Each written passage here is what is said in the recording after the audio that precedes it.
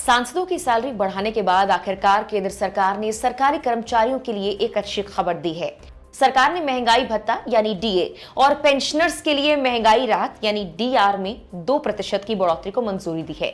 ये बढ़ोतरी 1 जनवरी से लागू होगी। अब इस इजाफे से सैलरी पर पेंशन कितनी बढ़ेगी, कितने कर्मचारियों को इसका फायदा मिलने वाला है, चलिए बताएंगे आपको इस वीडियो में।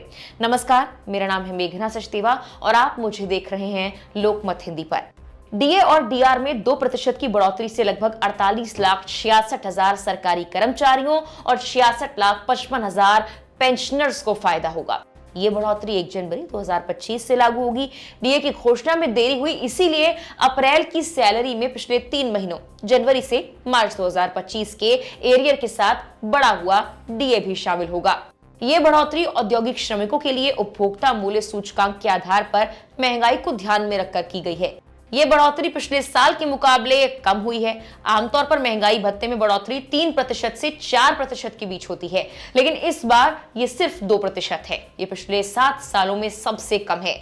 वहीं सरकार आमतौर पर होली और दिवाली जैसे बड़े त्योहारों से पहले बढ़ोतरी की घोषणा करती है, लेकिन इस बार ये घोषणा होली के बाद की गई है। इस बढ़ोतरी के बाद अब केंद्रीय कर्मचारियों का डीए 53% से बढ़कर 55% हो गया। इसका सीधा फायदा उन कर्मचारियों को होगा जिनका बेसिक वेतन 18,000 रुपए प्रति माह है। उनके डीए में 360 रुपए की सीधी बढ़ोतरी होगी, यानी अब उन्हें 9,900 डीए के रूप में मिलेंगे, जो पहले 9,540 था। वहीं सरकार ने 8वां वेतन आयोग भी बनाया है। इसे सरकार ने जनवरी में ही मंजूरी दी थी। ये आयोग सरकारी कर्मचारियों की सैलरी और भत्तों में बदलाव करने के लिए बनाया गया है। उम्मीद है कि जल्द ही आयोग के अध्यक्ष और सदस्यों की नियुक्ति हो जाएगी।